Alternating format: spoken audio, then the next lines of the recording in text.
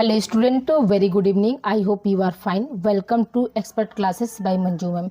जैसा कि स्टूडेंट आप लोगों का हम मॉडल पेपर स्टार्ट किए हुए हैं। ये क्लास जो है MA first semester home science की है। मॉडल पेपर ये आप लोगों का 2026 का चल रहा है। आज का पेपर जो है पेपर 2 है। पेपर सेकंड यानी 2 का नाम जो है स्टैटिक्स एंड कंप्यूटर एप्लीकेशन है।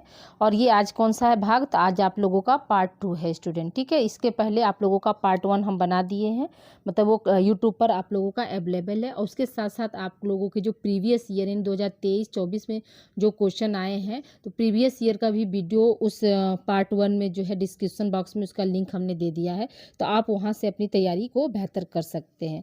तो आइए स्टूडेंट हम स्टार्ट करते हैं आप लोगों का जो है पार्ट 2, ठीक है। अब देखिए यहाँ पर क्या है, क्वेश्चन आप लोगों का क्या है। ये इंपॉर्टेंट क्वेश्चन ये आप लोगों का फर्स्ट पेपर में भी आता है और सेकंड पेपर में भी आता है। जैसा कि हम पहले वीडियो में आप लोगों को बताए थे कि जितने भी मेरे फर्स्ट पेपर के यानी रिसर्च मेथड्स वाले जो रिसर्च मेथोलॉजी एंड सांख्यिकी का जो 6 मॉडल पेपर हमने आप लोगों को दिया है, वो भी आप अच्छे से पढ़ के जाएंगे फर्स्ट पेपर में भी और साथ में सेकेंड पेपर में भी। और सेकेंड पेपर का भी जो वीडियो मैं अभी आप लोगों को दे रही हूँ, तो इसको भी आप लोग दोनों मतलब फर्स्ट और सेकंड दोनों पेपर आप लोगों को पढ़ना है, क्योंकि दोनों में से क्वेश्चन आप लोगों के दोनों पेपर में आ सकते हैं, ठीक है। तो देखिए यहाँ पर पहला क्वेश्चन क्या है आप लोगों का कि गृह विज्ञान विषय में सांख्यिकी की भूमिका को उदाहरण द्वारा स्पष्ट कीजिए। या इसी को क्वेश्चन को ऐसे पूछ सकता है कि गृह व्यवस्था प्रक्रिया में सांख्यिकी की भूमिका लिखिए, ठीक है। दोनों तरह से क्वेश्चन पूछेगा, आपको आंसर क्या है एक ही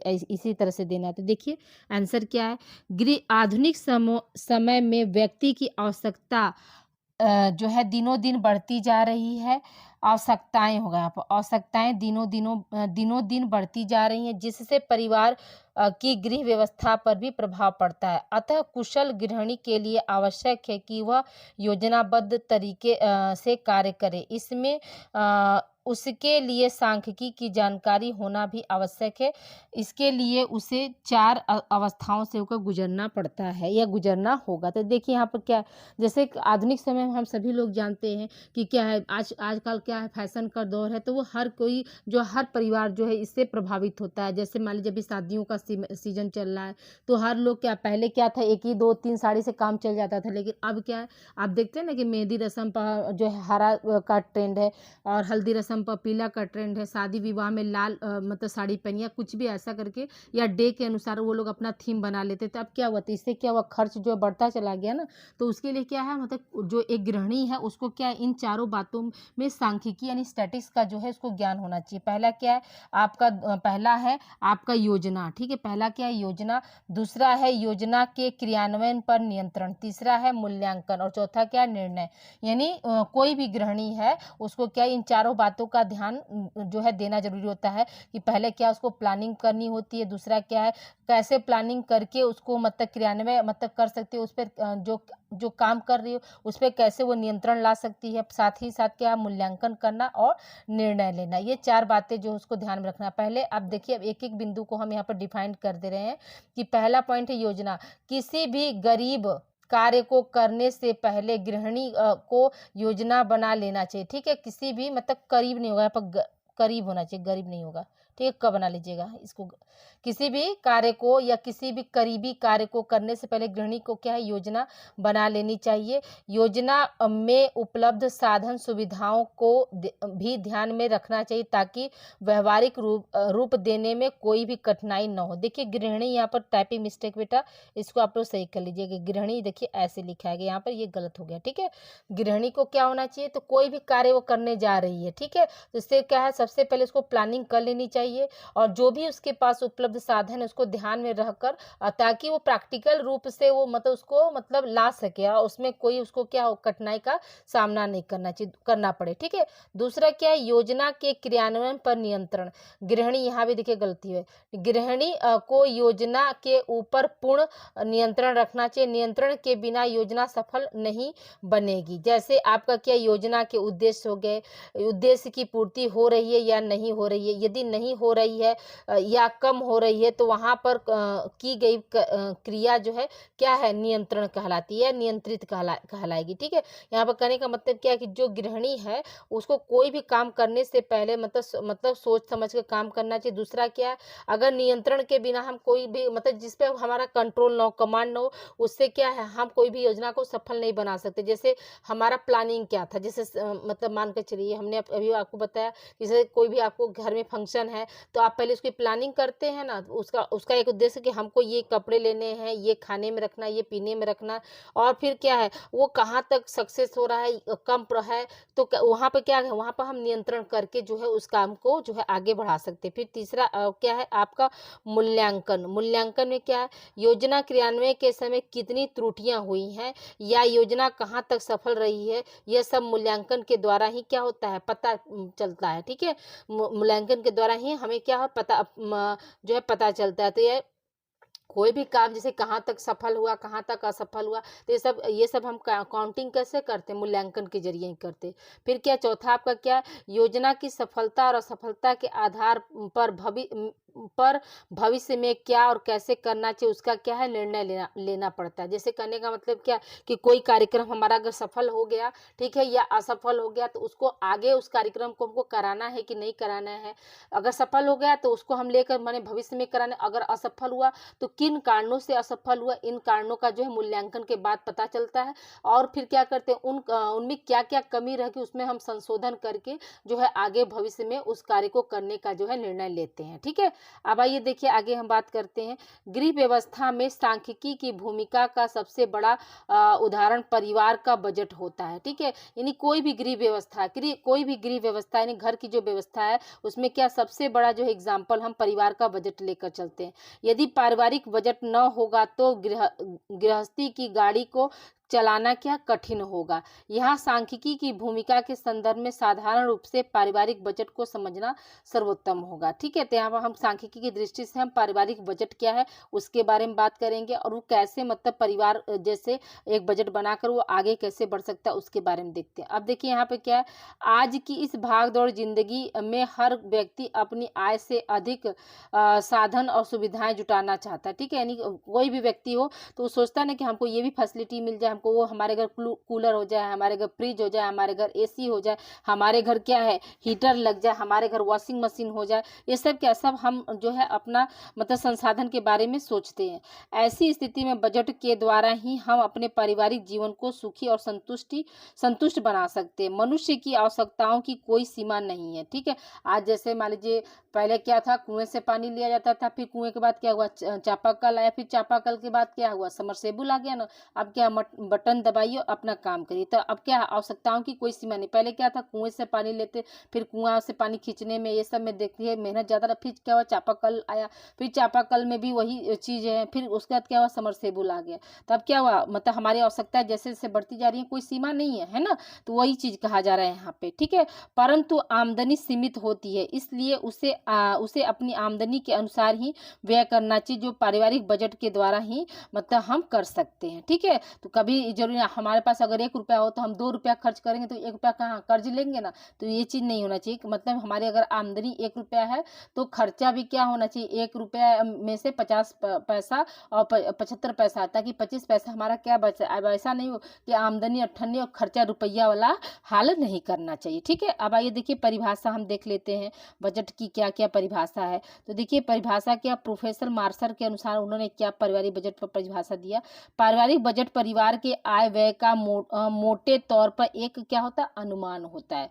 जो मार्शल ने बताया कि जो पारिवारिक बजट होता है वो क्या है आपका आय व्यय का एक मोटा आमतौर पर क्या है अनुमान होता है। अर्थात हम कह सकते हैं कि किसी कुटुंब की विशेष अवधि में होने वाली आय और व्यय के विस्तृत ब्यौरे को पारिवारिक बजट कहते हैं। ठीक है, हम कह सकते हैं साधारण भाषा में कि मतलब आय और व्यय का मतलब क्या हुआ खर्च करना, कि जो विस्तृत ब्यौरा जो हम बनाएंगे उसी को हम क्या कहते हैं पारिवारिक बजट कहते हैं। अब आइए देखिए बजट के उद्देश्य क्या क्या है, मतलब क्यों जो है बजट बनाना चाहिए, उसके पीछे क्या उद्देश्य उसके बारे में बात करते हैं। तो देखिए परिवार के सदस्यों की संख्या वह होगा। ठीक है, वह आय का ज्ञान प्राप्त करना, ठीक है, यानी परिवार में कितने सदस्य हैं उसकी संख्या को देखना और उनमें उस परिवार में जो है कितनी आय मतलब आमदनी आ रही है उसका भी क्या है ज्ञान प्राप्त करने के लिए जो बजट का उद्देश्य जरूरी होता है। फिर क्या, परिवार की आवश्यकताओं का ज्ञान प्राप्त करना, यानी परिवार में क्या बेसिक नीड है, क्या जरूरतें हैं,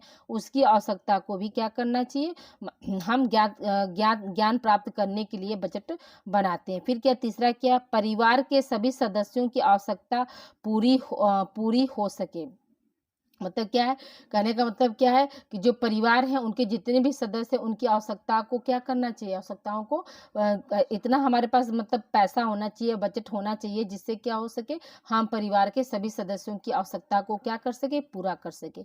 फिर क्या है, व्यय करने के पश्चात भविष्य की सुरक्षा के लिए भी कुछ धन बचा कर रखना चाहिए, यानी हम खर्च कर रहे हैं, ठीक है, खर्च करने के पश्चात क्या है, उसमें उसमें हम क्या कर सकते हैं, कुछ पैसा जो है अपने भविष्य के लिए हम बचा सकते। कहा जाता है ना कि बुढ़ापे का सहारा क्या होता है, आपका पैसा होता है, ठीक है, तो यानी जो भी है पूरा हमको खर्च नहीं करना है, कुछ क्या है आगे के लिए भविष्य के लिए क्या है हमको सेव करके मनी रखना चाहिए। अब देखिए बजट की उपयोगिता क्या है, मतलब क्या इसका इंपॉर्टेंस है, तो देखिए पारिवारिक बजट किसी परिवार की आर्थिक स्थिति का दर्पण होता है। जो भी परिवार का जो बजट है वो किसी भी परिवार का क्या होता है, आईना होता है। बजट एक और दो परिवार की स्थिति का विश्लेषण करता है, वहीं समाज व देश की आर्थिक स्थिति को भी बताता है। अतः बजट की उपयोगिता निम्न प्रकार से की जा सकती है। पहला क्या, आपका गृहिणी को लाभ, दूसरा है समाज सुधारकों को लाभ, तीसरा क्या अर्थशास्त्री को लाभ और चौथा क्या सरकार को लाभ। जो बजट की उपयोगिता होती है मतलब एडवांटेज जो होता है वो किसके किसे, तो आप जो गृहिणी है उसको भी लाभ मिलता है, समाज सुधारकों को भी मिलता है, अर्थशास्त्री को भी मिलता है और क्या आपका सरकार को भी मिलता है। अब आइए देखिए गृहिणी को लाभ कैसे मिलेगा, गृहिणी को लाभ जो है किस तरह से मिलता है। तो देखिए परिवार का बजट बनाने से गृहिणी को निम्न लाभ होता है। कौन कौन सा लाभ होता है, तो देखिए पहला क्या है, पहला पॉइंट है आपका आवश्यक वस्तुओं पर खर्च, ठीक है। फिर क्या है इसमें, इसके अंतर्गत क्या आएगा, बजट बनाने से गृहिणी को पता चल जाता है कि खर्च किन किन चीज़ों पर हो रहा है। इससे जो अनावश्यक खर्च होते हैं उन्हें क्या करती है गृहिणी जो है रोक लेती है। तो सबसे पहले क्या, जो वस्तु हमको ज़्यादा जरूरी है हम उस पर खर्च करेंगे, अनावश्यक चीज़ों से क्या है बच जाते हैं। दूसरा पॉइंट क्या है, आय व्यय का संतुलन, ठीक है, आय व्यय का संतुलन यानी जो हम आमदनी है मेरा और जो हमारा खर्च है उनमें हम कैसे बैलेंसिंग करके चलेंगे, उससे जो है गृहिणी को लाभ मिलता है। क्या, बजट बनाने से आय और खर्चे संतुलित बना रहता है, आय और खर्चे में क्या संतुलन बना रहता है। निश्चित आय पहले ही पता होती है, उसी के अनुसार खर्च किया जाता है। यदि खर्च ज़्यादा हो तो उसे पहले ही कम, यहाँ पर कम होगा, ठीक है, कम कर दिया जाता है, ठीक है। आय और व्यय में संतुलन करने के लिए क्या है, यदि खर्च ज़्यादा हो तो हम क्या कर सकते हैं, हम जो खर्च करने का जो तरीका होता है, व्यय करने का जो तरीका होता है उसको हम क्या कर सकते हैं, पहले ही कम कर सकते हैं। तीसरा पॉइंट हमारा क्या है, व्यय की मदों की जानकारी, यानी हम कहाँ कहाँ खर्च कर रहे हैं इसकी जानकारी। तो घर में खर्च किन किन वस्तुओं पर हो रहा है इसकी जानकारी क्या है गृहिणी को क्या है मिल जाती है, ठीक है। फिर क्या, चौथा क्या, बचत व्यवस्था, आय व्यय करने के पश्चात कम से कम 10% धन भविष्य के लिए बचा कर रखा जाता है ताकि भविष्य में होने वाली आकस्मिक आवश्यकताओं की पूर्ति हो सके। यदि किसी महीने खर्च ज़्यादा हो जाता है तो बचत में से पूरा करके अगले महीने उसे क्या करते हैं, हम ठीक कर देते हैं। पांचवा हमारी क्या है, परिवार के सदस्यों में मितव्ययता, ठीक है, परिवार के सदस्यों में क्या है मितव्ययता, दूरदर्शिता, आत्मनियंत्रण, समय पर काम करने की भावना का जो है विकास करती थी। ये देखिए क्या गृहिणी को इतने सारे 5 पॉइंट के जो है लाभ मिलते हैं। अब आइए देखिए दूसरा हमारा क्या, समाज सुधारकों को लाभ, समाज सुधारकों को हम कैसे लाभ दे सकते हैं, तो देखिए व्यय की विभिन्न मदों की जानकारी रखकर, ठीक है, जो खर्च हुआ उसकी क्या है जानकारी रखकर। फिर क्या, व्यय की प्रकृति निश्चित है या अनिश्चित है इसकी भी जानकारी जो है हमें क्या है मतलब बजट बनाने से मिल जाती है। तीसरा क्या है, समाज में गरीब दरिद्र लोगों की जानकारी प्राप्त हो जाती है। चौथा क्या, राष्ट्र के हित में धन लगाने की प्रेरणा दी जाती है। पांचवा क्या, यदि विलासिता पर व्यय ज़्यादा हो रहा है तो सरकार कोई कानून बनाकर उसे नियंत्रण रख सकती है। छठवां क्या है, छठवां है पिछड़े वर्ग की स्थिति को सुधारने में सहयोग प्राप्त कर सकती है। ठीक है, तो ये क्या, ये 6 पॉइंट जो है आपके समाज सुधारकों को लाभ मिलेगा उसको। अब देखिए अर्थशास्त्री को क्या क्या लाभ मिलता है, अर्थशास्त्री को देखते हैं। किसी देश की अर्थव्यवस्था को ठीक करने में पारिवारिक बचत की अध्ययन बहुत उपयोगी हो सकता है। अर्थशास्त्री इसका पूरा पूरा लाभ उठा सकते हैं।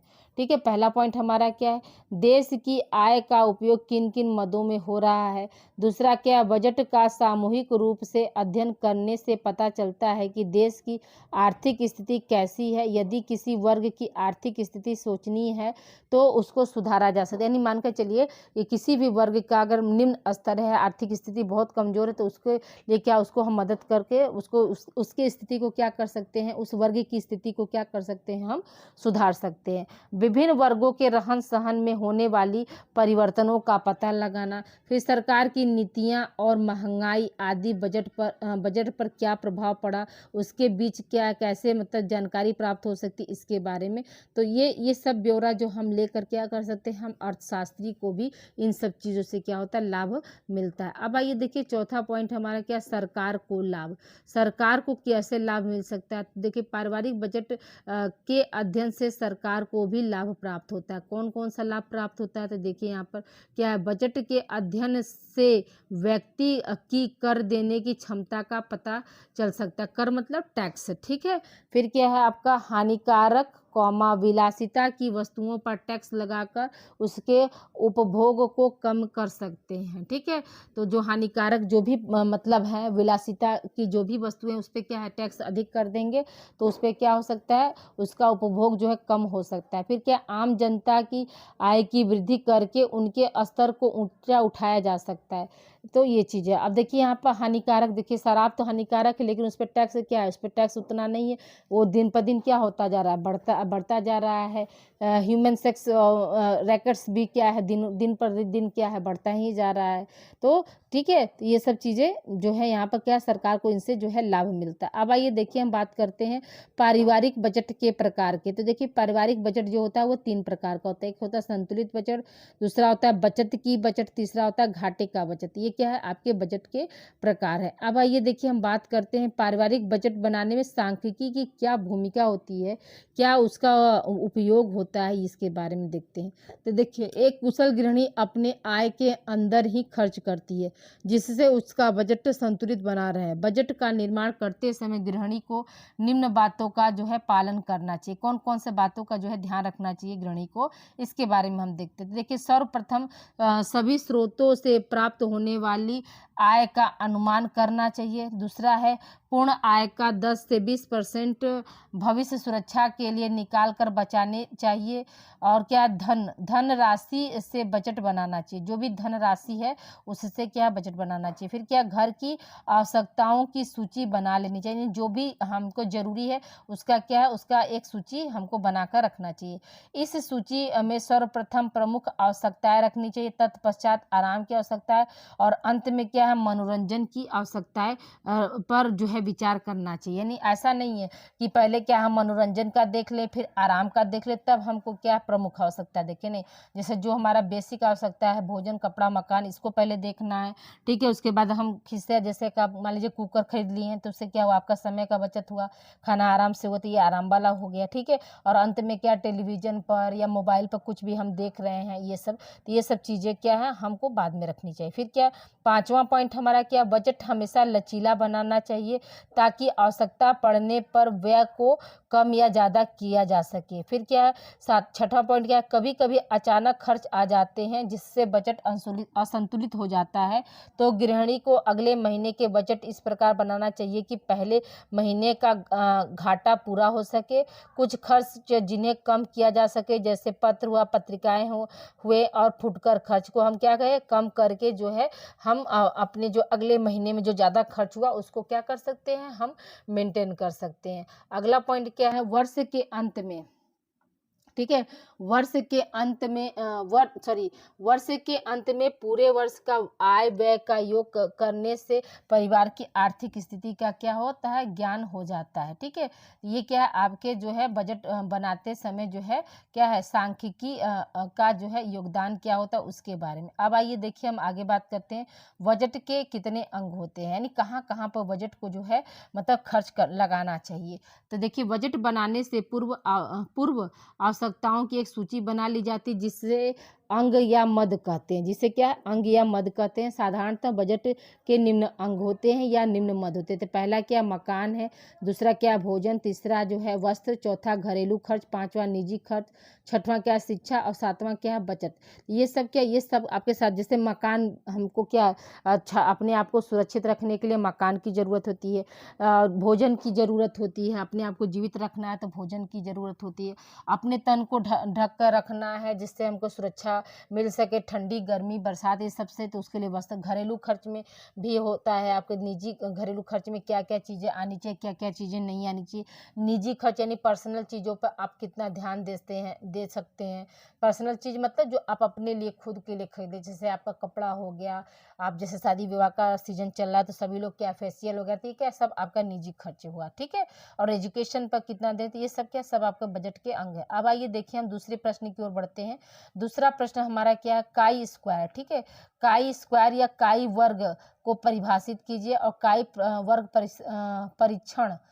प्रशिक्षण की उपयोगिता बताइए। ठीक है, तो काई वर्ग की परिभाषा क्या होती है उसको हम देख लेते हैं। तो परिभाषा क्या है, गैरेट के अनुसार निरीक्षित एवं अप्रत्याशित आवृत्तियों के अंतर का वर्ग किया जाता है, इसके बाद उनकी अप्रत्याशित आवृत्तियों से भाग दिया जाता है। इस प्रकार की लब्धियों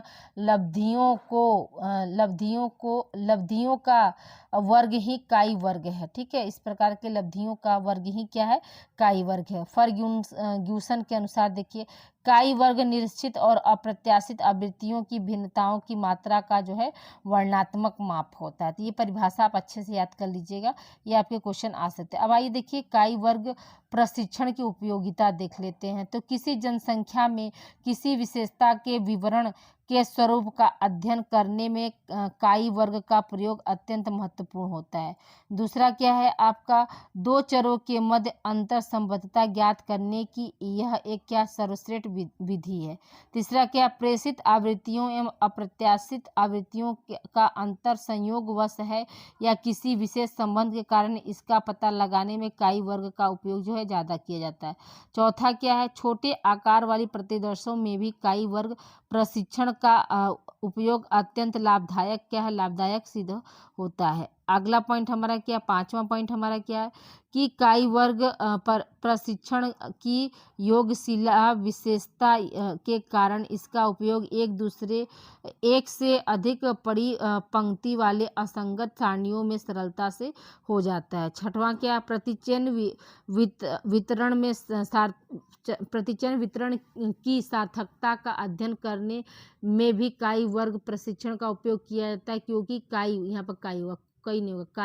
वर्ग प्रशिक्षण वास्तविक एवं सिद्धांत के मध्य विद्यमान अंतर का क्या है, अध्ययन करता है। तो ये छह आपकी क्या है, आपकी छह जो है एक तरह से क्या हम कह सकते हैं प्रशिक्षण है। ठीक है, अब आइए देखिए अगले प्रश्न की ओर बढ़ते हैं।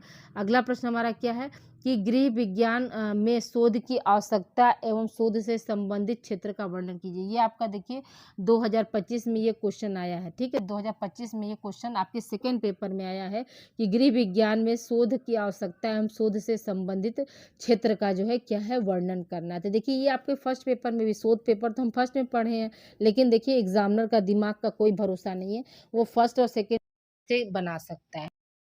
ये देखिए इसका आप देखते हैं आंसर, किसी विषय को भली भांति समझने के लिए अनुसंधान की आवश्यकता पड़ती है, अतः गृह विज्ञान जैसे विषय को भी अनुसंधान के आधार पर अच्छी तरीके से समझा जा सकता है। अनुसंधान की आवश्यकता निम्नलिखित कारणों से होती। किन कारणों से जो अनुसंधान की आवश्यकता होती है इसके बारे में देखिए।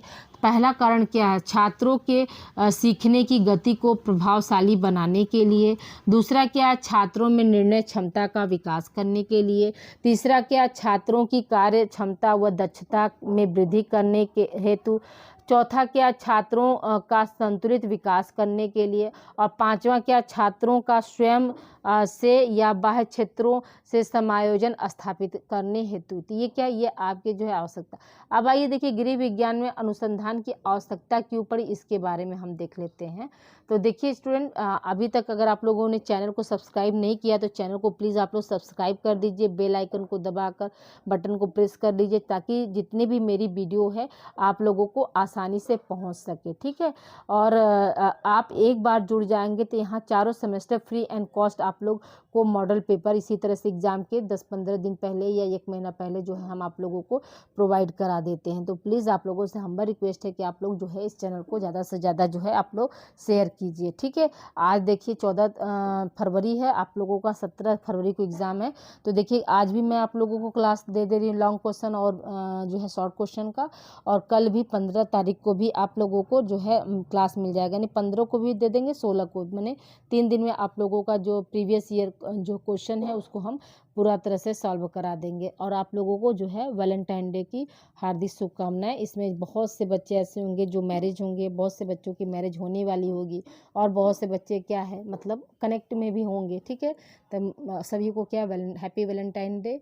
ओके, अब आइए देखिए हम बात करते हैं समाज का वैज्ञानिक अध्ययन। पहला जो है अनुसंधान की आवश्यकता क्या, समाज का वैज्ञानिक अध्ययन करने के लिए जो है हम लेते गृह विज्ञान अनुसंधान की उपयोगिता इससे अत्यधिक बढ़ जाती है कि समाज के विश्लेषण में नवीन व शुद्ध दृष्टिकोण को लेकर चलता है। समाज के बारे में अनुसंधानकर्ता किसी भी प्रकार की पूर्ण धारणा नहीं बनाता। समाज के बारे में किसी भी प्रकार का निर्णय करने से पहले उनके तथ्यों के द्वारा पुष्टि कर लेना आवश्यक समझता है, ठीक है। यानी पहले क्या करे, सारी चीज़ों को वो क्या करता है, मतलब उसको वो सही है या गलत है इसको सबसे पहले क्या करता है, वो पुष्टि करता है। दूसरा हमारा क्या, विश्वसनीय ज्ञान की प्राप्ति। गृह विज्ञान में अनुसंधान ने घृणित व अस्पष्ट विवादों को समाप्त कर स्पष्ट, सही एवं विश्वसनीय ज्ञान प्रस्तुत करने का जो है कार्य करता है। तीसरा क्या है, गृह विज्ञान से जुड़ी समस्याओं का निष्पक्ष विश्लेषण। गृह विज्ञान में अनुसंधान ने विभिन्न महत्वपूर्ण समस्याओं का निष्पक्ष विश्लेषण प्रस्तुत किया है, जैसे फैशन का मानव पर प्रभाव पड़ता है। इसे गृह विज्ञान ने ही सिद्ध किया है। इस प्रकार गृह विज्ञान अनुसंधान करता सत्य चीज का अन्वेषण कर गलत धारणाओं को समाप्त करने का जो है महत्वपूर्ण कार्य करता है, ठीक है। चौथा नहीं है, अब देखिए यहाँ पे क्या है आपका, ये मतलब जो है आवश्यकता 3 क्षेत्र में जो उसकी आवश्यकता होती है इसको बता देगा। हम देखते हैं मतलब जो ये अनुसंधान में मतलब सॉरी गृह विज्ञान में जो शोध का क्या क्या क्षेत्र होता है इसके बारे में हम बात कर लेते हैं। तो देखिए यहाँ पे क्या, अमेरिकन सोशियोलॉजिकल सोसाइटी ने सामाजिक अनुसंधान की सीमा में आने वाली विषयों की एक साधारण सूची दी है। इसके अनुसार संपूर्ण क्षेत्र को 10 भागों में बांट कर नहीं होगा, यहाँ पर बांट कर समझा जा सकता है, जो निम्नलिखित है, ठीक है। उसको क्या है मतलब शोध के लिए के क्षेत्र कौन कौन से हैं, तो उसको जो है 10 भागों में बांटकर जो है आप समझ सकते हैं। अब देखिए यहाँ पर पिछले साल जो है आपको क्वेश्चन आया था इसी में कि शोध के चरण बताइए, ठीक है। क्या है, शोध के चरण एवं क्या है, शोध के चरण और शोध का जो है महत्व पूछा है इसमें स्टैटिक्स में। तो आप लोग देखिए शोध के चरण और शोध के जो महत्व होते हैं ये हम आपको मतलब फर्स्ट पेपर में दे दिए हैं। अगर आप चाहेंगे तो फिर से हम आपको मतलब कल के मॉडल पेपर में दे सकते हैं। तो अगर आप लोगों को शोध के चरण और उसके महत्व अगर आप लोगों ने अभी तक नहीं देखा है, तो अगर आप चाहते हैं कि नहीं मैम सेकंड पेपर में इसको ऐड करके बनाइए, तो मैं जैसा आप कमेंट करेंगे मैं आपको दे दूंगी। लेकिन शोध के चरण और महत्व जो है हम मतलब आप लोगों को क्या है प्रीवियस ईयर में पढ़ा चुके हैं, ठीक है। अब देखिए पहला क्या है आपका मानव प्रकृति एवं व्यक्तित्व का अध्ययन। तो मानव प्रकृति और व्यक्तित्व का अध्ययन में भी क्या है शोध के क्षेत्र है। दूसरा क्या, जन समूह और सांस्कृतिक समूहों का अध्ययन, जो जन समूह और सांस्कृतिक समूह के लिए भी क्या करते हैं हम शोध करते हैं। तीसरा क्या है, परिवार की प्रकृति, अंतर्निहित नियम, संगठन और विघटन का अध्ययन जो है किया जाता है, इसके अंतर्गत माने शोध के क्षेत्र आते हैं। फिर क्या, चौथा क्या, सामाजिक संगठन तथा संस्थाओं समुदायों का अध्ययन भी आपके क्या है, ये शोध के क्षेत्र में आता है। जनसंख्या तथा प्रादेशिक समूहों का अध्ययन, जिनके अंतर्गत एक क्षेत्र विशेष में निवास करने वाली जनसंख्या उस क्षेत्र में विद्यमान सामुदायिक परिस्थितियों का अध्ययन सम्मिलित है। ठीक है, तो यहाँ पर क्या जनसंख्या प्रादेशिक समूह का मतलब क्या होगा, कोई एक क्षेत्र है जहाँ पर क्या कोई विशेष जाति जिसे निवास करती है, तो उसमें क्या उनके सामुदायिक परिस्थितियाँ क्या क्या है उसके बारे में जो है अध्ययन किया जाता है। ठीक है, छठवां हमारा पॉइंट क्या है, ग्रामीण समुदायों का अध्ययन। ग्रामीण समुदायों का अध्ययन, इसके अंतर्गत क्या है, ग्रामीण जनसंख्या, ग्रामीण परिस्थिति, ग्रामीण व्यक्तित्व व व्यवहार प्रतिमानों और उनमें अंतर्निहित धाराओं और नियमों एवं ग्रामीण संगठनों तथा संस्थाओं का अध्ययन भी सम्मिलित है। फिर क्या है, सातवां क्या है, सामूहिक व्यवहारों का अध्ययन। इसके अंतर्गत समाचार पत्र, मनोरंजन, त्योहारों का मनाना, प्रचार प्रसार, पक्षपात, चुनाव, युद्ध, क्रांति आदि क्या है सभी मतलब सामूहिक व्यवहारों का अध्ययन किया है। जैसे देखिए अब क्या है 2026 में चुनाव होने वाला है, तो अब क्या हो रहा है, नेता लोग काँव कर रहे हैं ना, तो ये क्या है, ये सामूहिक व्यवहार के अध्ययन के अंतर्गत आता है। ठीक है, अब आइए देखिए अगला हमारा क्या आठवां क्या है कि समूह में पाए जाने वाले संघर्ष तथा व्यवस्थापन का अध्ययन। इसके अंतर्गत धर्म का समाजशास्त्र, शिक्षा का समाजशास्त्र, न्यायालय, अधिनियम, सामाजिक परिवर्तन और क्या सामाजिक विकास का अध्ययन आता है। ठीक है, फिर नवा हमारा क्या सामाजिक समस्याओं। ठीक है, सामाजिक समस्याओं, सामाजिक व्याधि की सामाजिक अनुकूलन का अध्ययन। इसके अंतर्गत निम्नलिखित विषयों का अध्ययन आता है, जैसे निर्धनता, पराधीनता, अपराध, बाल अपराध, स्वास्थ्य है, मानसिक व्याधि है, स्वास्थ्य रक्षा, ये सब क्या सब आपके जो है सामाजिक समस्या और उसका अनुकूलन पर आता है। फिर 10वां क्षेत्र क्या, सिद्धांत और पद्धतियों के नवीन सामाजिक नियमों की खोज। ठीक है, पुराने सिद्धांत एवं विधियों का पुनः परीक्षा। ठीक है, उसका सामाजिक जीवन में अंतर्निहित सामान्य नियम और प्रक्रियाएं, नवीन पद्धतियां और खोज आदि को क्या सम्मिलित किया जाता है, और इसका क्या भविष्य में भी इसका जो है विस्तार होना क्या है संभव है। तो देखिए आज के लिए जो इतना ही। आप लोग एक बार जरूर कमेंट करके बताइएगा कि आप लोगों को शोध प्रक्रिया के चरण और शोध के महत्व आप लोगों को जैसे क्लास आप लोग फर्स्ट पेपर से कवर कर लेंगे कि इसमें हम आप लोगों को फिर से मतलब लिख कर दें। तो अगला क्लास जो आप लोगों को होगा कि हम उसमें आप लोगों का जो कल की क्लास जो है 15 फरवरी की जो क्लास रहेगी, तो उसमें हम आप लोगों को शोध प्रतिवेदन क्या क्या अर्थ होता है, उसका उद्देश्य क्या होता है, और शोध प्रतिवेदन जो है बनाते समय किन किन बातों को हम ध्यान रखेंगे, इसको हम आप लोगों को बता देंगे। और शोध प्रक्रिया के चरण अगर आप लोग मतलब चाहते हैं तो उसको भी हम ऐड कर देंगे। ठीक है स्टूडेंट, तो आप कल की क्लास जो है आप लोगों का शोध प्रतिवेदन वाला रहेगा, और उसके साथ साथ जो है मतलब कुछ और इम्पोर्टेंट जो है शॉर्ट क्वेश्चन को हम शामिल करेंगे। तो आज की क्लास आप लोगों को कैसी लगी प्लीज़ आप लोग कमेंट करके बिल्कुल जो है आप बताइएगा। आप लोगों को फिर से हैप्पी वैलेंटाइन डे। और जो पुलवामा जो घटना हुई थी उसमें शहीदों को